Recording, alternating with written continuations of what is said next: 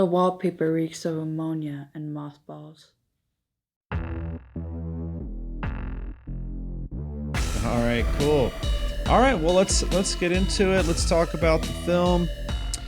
So I just want to, the film They'll Be Calling. I just want to, tell you like I liked it a lot. I thought it was really, um, creative and unique and different. And I think the one thing that stood out to me the most that I kind of mentioned is that it was weird, but it wasn't just weird just for the sake of being weird. And that's like a big thing that I kind of puts me off sometimes if I see a film that I feel like, what is it trying to say? Is it really saying anything? Is it just being weird for shock value? Is it just being, but this film was saying something. And I really like, that's what really, got my attention, made me appreciate it a lot.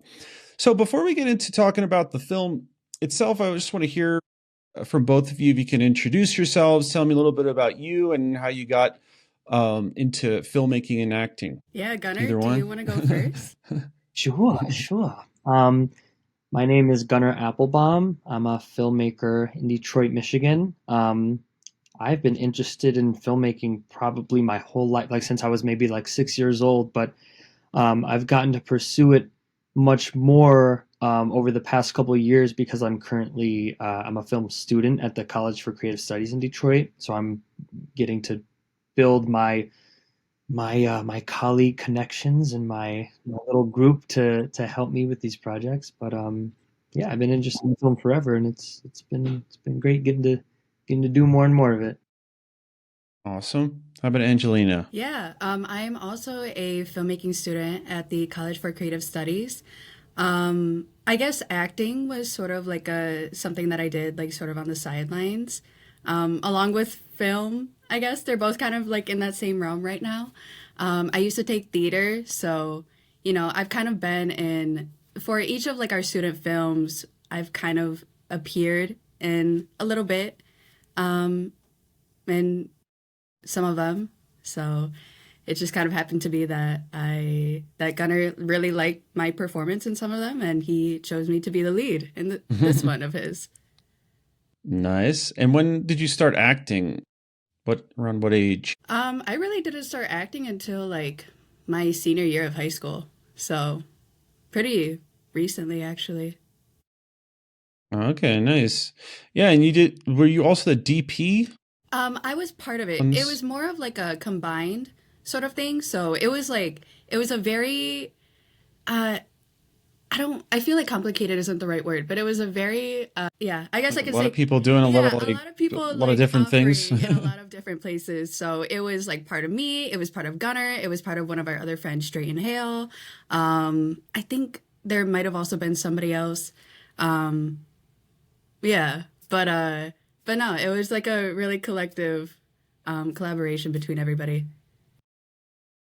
Nice. Yeah, I mean the other thing I'll say is, when I was younger, I think student films had kind of just like a bad name. If you said this is a student film, people were like, oh God, it's probably gonna be bad. Like, it was just like a lot of people probably still feel that way, but that makes it even more impressive. But that's, when I, decide which films I want to include it, I don't think about those kind of things like, oh, this gets extra points because it's a student film. It's like, no, what are the 10 best films that I think people are going to be entertained by, so yeah, that makes it more impressive though. So all right, well, let's talk a little bit about like what inspired you to create this, Gunner, and then Angelina, you could tell me, what inspired you to join this, and yeah.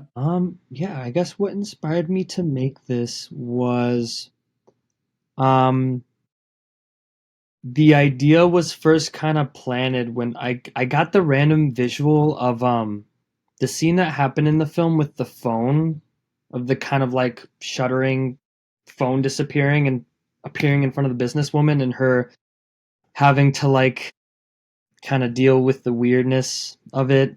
And the first thing that comes to her mind is not why the phone is disappearing, but being the like the financial situation that might have caused it. I don't know. That was a random thing that came into my head for no reason at all. And I was like, okay, well, I'm going to try to build on that. And then what really kind of made me put that little tiny moment into like a concept was my grandmother, who still is working to this day, and works in the field of business, will often share some work stories with me and kind of share some, not great things that she's had to deal with a lot of her male coworkers, who, will feel the need to boss her around, even if she is at a higher level in the office or position. She's been working there for many years, and the more I've kind of heard about that, I'm like, um, I don't know. I felt like it was something that's, it's been going on for years, and it's something that, when I see it happening to like people in my family and also like colleagues, I'm like, how can I make a commentary on this, but maybe in the weirdest way possible? Keep it fun. Yeah. Um, What I think is kind of cool is that like what I think it resonated with me. I've been in kind of customer service jobs in the past, and it just like connected with me on that level. Wow, like this is like a kind of a good metaphor for how it feels, kind of soul sucking. And then I think I maybe read something afterwards, saying that this was, you were kind of thinking of it with a sexist angle as well. And then for some reason, it didn't even occur to me when I was watching, because like I connected with it so much. And what's cool is like it's relatable not just for women, as it's just like it can be interpreted in that way, but also for anyone who's been in a job that they feel, they're not treated well. yeah, very demanding. Like you said, like soul sucking, like really demanding. Just kind of like, oh, like I'm not valued. I'm only valued as a coworker right now, and sometimes not even that. So Exactly. The other thing I just want to say is that it's cool how, something, one image can kind of spark a whole idea. I had an interview with another filmmaker that was selected, and what inspired him was he said just some hills that he saw. And so it's crazy where, that inspiration can come from, just most random places, and how something huge can come of something so small. Yeah, so I thought that was pretty cool. So what do you think, Angelina? What drew you to this project? Um, a lot of things. I think Gunner's entire discography of films it's all very like weird and intense and very much out there, but it's fun. It's a very fun way to interact with everything. And when we were doing this as like our final experimental for one of our courses, and when he brought up the script to me and the way that he described the character and the tones of everything and the inspiration behind it, and just like all the work that I saw being put into it, immediately, I mean, that was something that interested me. Um, and yeah, it's just, I'm very happy. I really tried to play well into the character that he wanted it to be. Um, and to also have some liberties in, taking that and pushing it forward like into the next sphere. Yeah, and yeah, for your role, it seemed like you had to really go all out with this, do a lot of like crazy stuff. Yeah. So Yeah. let's talk about the process of it. Um, yeah, for both of you, what was it like, shooting this? Any challenges you faced? Anything unexpected happen? it was good question. It was shot over one very long shoot day. That I want to say started at maybe 8:30 to 9 in the morning to around 3:30 a.m. the next day. Oh my God. Of just perpetual shooting, and that was you know part of the reason for that was with my pre-production documents, my sort of unrealistic time management of being like, we have to shoot this in one day, we have to, and writing something on the shooting schedule like, yeah, this shot will take 5 minutes, which is not physically possible, but me just really wanting to like say that like yes, this will get done in one day. So I mean, I would say, in terms of what we wanted to achieve, I feel like everything with filmmaking, I mean, it's never like totally smooth sailing, but I would say that everything went pretty much how we had wanted it to, except for like just time was very, um, Tight it and was stuff. just tight. So it was just, I'm so very grateful to Angelina for like staying up until that late to shoot this, and Yeah. especially like with it being shot mostly in order with, with blood being continuity, like some of her Hmm. most energetic scenes were also the last, like being shot at 3 in the morning. So I mean, that was the biggest, I guess. I don't even want to say unexpected because it has to be expected, but just the biggest hurdle was probably time. But that's You know, that's what I would say personally. did you not have that much time to prep, or did you do a lot of preparing as well? There was good prep. We had our friend Jay Fazio was on makeup and art department, and obviously like they had a lot to do because there was all these little fun props that we had and all this fun makeup. So I want to say that like in terms of like what you see, we were pretty well prepped. It was just the amount of time it took to shoot the actual things was like, oh, this is taking a little longer than expected. And like I will say on the note of prep, like I could have had a lot of the pre-production documents, I could have had them out to people earlier. So that was a little something that I learned from that I was like, okay, maybe getting the things out earlier just so that there's more mental prep, even if like material things were all prepped and ready to go, more mental prep for myself and for others is like maybe that'll also speed up the shooting process. Yeah. So what about you, Angelina? How was this process for you? Sounds like it was tough. Yeah. It was, gosh, it was probably like where we're at right now, like the last 2 weeks of our semester. And so everything was just like being rushed and we had to get through it all. And our college, I think we're so thankful for it being so demanding, because it really emphasizes you to kind of learn this stuff on your own, but you also gained so much like valuable information from that. And so I do want to emphasize that from this, we learned a lot from all of like the other shoots that we've done. We learned a lot from that. But yeah, it was. I mean, I'm a night owl. I'm more than happy to stay up and like do anything. I love production. Production is my favorite part. You have pre-production and then you have pre-production, during production, and then post-production. Overall is just my favorite part of it. So I had no problem staying up. I was more than happy to get everything that we needed. There was a lot of problem solving, obviously because of that, because I think we thought that we would go from like 8:30 a.m. to like 6 p.m. And that Wow. didn't happen. Yeah. So there was a lot of problem solving, but we did it. And, it was, it's really great to be able to exercise that. But yeah, I think for acting, I didn't feel a struggle so much. It was more so like just figuring stuff out, like more behind the camera and things like that. What about the all the makeup and the blood Oh, yeah. and maybe prepping like for the performance maybe on your own time? What was that kind of like?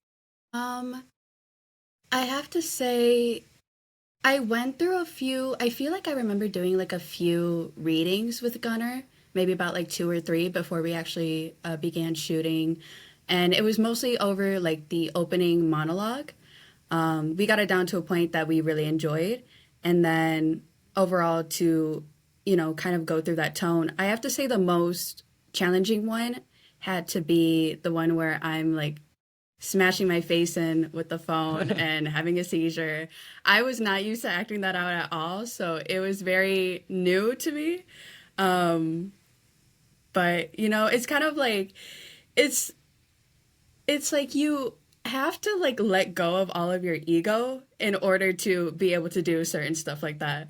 So, Yeah. but it's very, I mean, it was fun. I think one of another thing about the blood, like that coming onto my face, and having that be continuous, figuring that out with, it was literally just at this point, it was me, Gunnar, and Jay. And so having to try and like figure that out between each other, that kind of Uh, it took a minute, but it ended up working out. So, yeah. Yeah, something I've said is that being an actor requires more than just acting. There's like more to it than just the acting part. Like you have to not care what people think. You Yes. have to have, sometimes be uncomfortable physically Mm.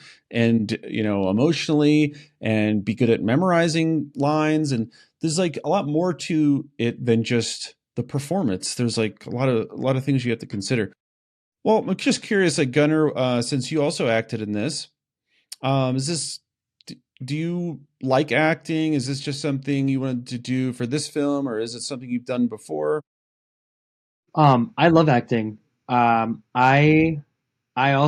dabbled in theater in high school a little bit, and I enjoyed that a lot. And film acting obviously being kind of a different sort of thing, but I've also gotten to do quite a bit of that. So yeah, I love acting. I feel like I've always been kind of over dramatic, so that's kind of like a good way to release some of that. So yeah, acting in this was actually I hadn't originally intended to act in this. Actually, I wanted someone else to play one of the I think it was four businessmen, not counting the the old guy, but like I one of my actors two of my actors that I had to play the one remaining businessman both kind of canceled at the last minute. So I was like, okay, I had like pretty long hair at the time, and so I was like, okay, Jay, I need you to really slick back my hair, and I'm gonna throw on some goggles, and I'll just play this businessman. And like to speed things up, I played the businessman who yaps the most, so I didn't have to have these other people um, worry about their lines. I was like, let's get this. So I hadn't originally intended to act in this, but I enjoy doing it in this, and yeah, in general, I do love acting, and I'd love to get to do more of it as well. That's awesome. And about those, like the makeup and stuff, um, I think some of those businessmen, they look kind of familiar but unique at the same time. Like it feels like I've seen something like that before, but I'm not sure. Can't put my finger on it, but at the same time, it feels completely original. Like, I don't know. It's like a weird uh, a contradiction that I feel when I see that. Where does that kind of come from for you? Um, in terms of like the design of the characters, Yeah. I let me see. I feel like some of the costumes and especially some of the makeup, like German expressionism, like Metropolis and stuff like that, like or like even like Caligari or Nosferatu, like that kind of weird pale face and then the darkness on the eyes. I feel like that Goggles and stuff. the I yeah, I feel like that was inspo to me. I also got inspired by some of the earlier like short films that David Lynch did when he was younger. Those inspired me quite a bit because those were super surreal and really like his characters in that are not very easy to look at, and that's kind of what I wanted with the businessmen because you're in this meeting, you have to stare at them, you have to It's give awesome. them your eyes, so it's like Yeah, that's yeah. another thing I like is that I think it's cool when your influences are like a blend of things, not like, oh, there's one thing I'm trying to copy off of. And that's why I think I have that feeling of like there's aspects of it that remind me that feel familiar, but at the same time it feels completely fresh and new. And that's what's I think is a good approach. Is, having these inspirations and influences and then blending it into something new. So I think you did that well. So I wanted to know, you talked a little bit about like your inspiration for this, but also what do you want people to come away with after watching this film? And what do you want them to feel or think? Hmm, good question. What do I think about that? Go on. I think I want them to feel um well, if there's any plot to follow with this film, I feel like it's not resolved, at least not on a positive note. Which I expect to get mixed feelings about, but I kind of want that to be like as is the problem that I'm trying to communicate, like there's That's a good point. not really a there It's hasn't not resolved. yeah, it's not Yeah. resolved. So it's like, and I have fun like no matter what story I'm telling, like I kind of have fun like throughout the film like try to make people. a little bit uncomfortable maybe, but then also like, have fun with it. Like I want them to think it's fun, but like, so I feel like, I mean, the whole thing is I kind of want them to take the audience to on a similar ride that the businesswoman herself is kind of feeling sitting at that table. Cause like she doesn't really expect what's going to happen. Neither does the audience. But I feel like for takeaways, I don't want them to think, oh, that sucked. But I want them to be like, oh, what a weird bummer this is. What a weird bummer. Like, if that makes any That's sense, yeah, that's cool. I like you want them to go on kind of maybe a roller coaster of Yeah. emotions Yeah. and be confused maybe and yeah, I think that's pretty cool. Well, the other thing I'll ask both of you, you kind of touched on it a little bit, but like what you kind of learned from this experience and this project and what you think you'll, take away from it for future projects. And it could be anything from like like shooting it, writing it, or acting in it. What do you think? I would say, and I want to hear, Angela, I want to hear from you on this one too, because I feel like this question really varies depending on the person. But I mean, for in terms of what I learned, um, from from a really straightforward technical aspect, just from like working on the film, I would just say I learned like a little more about production time management of just like, let's not stay up till 3. Let's go to bed on time. So like ways that I can on my future productions like try to better do that for myself and for everyone who's helping me out with it. So I learned that. In terms of like more of the creative process, I would say that like I learned to not let go of ideas, even if on first draft of an idea, like if it feels like it's going to become nothing, like even if it feels like it could be nothing, if it's something original, to just like maybe hold on to it for a second, because like maybe it could be something cool. Because like again, it's like with this one with like the phone thing, I'm like, I can't really predict what that's going to be, but I'm glad I didn't just get rid of it. Like I wrote it down, and it's something that I felt the motivation at that time to visit and be like, okay, let's make this into something. And then as a result, I feel like the final thing is something that's, you know, I like to think it's original. So it just to keep ideas, even if they don't, even if you're not motivated with them at the time, just keep the ideas and like maybe work with them. That's what That's I. definitely good. That's definitely good advice. Yeah, like projects I've worked on where maybe it hasn't happened to me specifically, but like a friend of mine maybe wrote something like 10, 15 years ago and like Yeah, just like, didn't do anything with it. And then all of a sudden, like now feels like the moment it could work for some reason. And yeah, like when you're developing something in the beginning, it might not feel like it's working, and then you come back to it later, and then it starts working. So I think that's a good takeaway and good advice for people. What do you think, Angelina?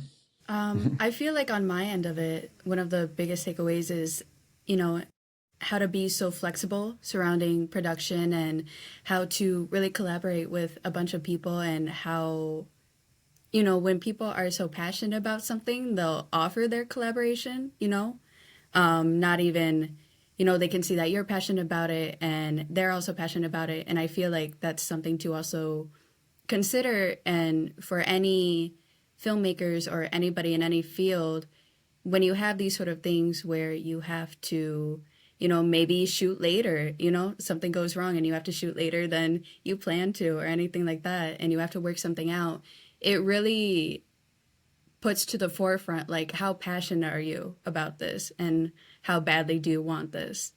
So, how well do you want this to work? So I feel like that's something to always keep in mind and to um, really go forward with. Yeah, I think that's cool. Like what's great about filmmaking is like people just working together and like helping out and picking up the slack and sacrificing time and comfort for something because like you said they're passionate about it. Mm. So that's what's awesome about filmmaking and a lot of art related things. All right, well the last thing I'll ask is about upcoming projects. Do either of you have any upcoming projects you want to talk about? you think? Um, I I always try to stay busy. I am working on a screenplay right now for something a little longer in runtime. I would hope to get to produce it next year. I would hope so. It's called Fountainhead, but I'm not gonna. I don't. I think I want to keep it secretive right now because I don't know how soon. I'm hoping I'll get into production to it soon. But I'm working on that screenplay right now, so that's exciting. All right. Do you plan to like direct and act in it, or? I plan to direct. Yes, direct this one. Okay, awesome. What about you, Angelina?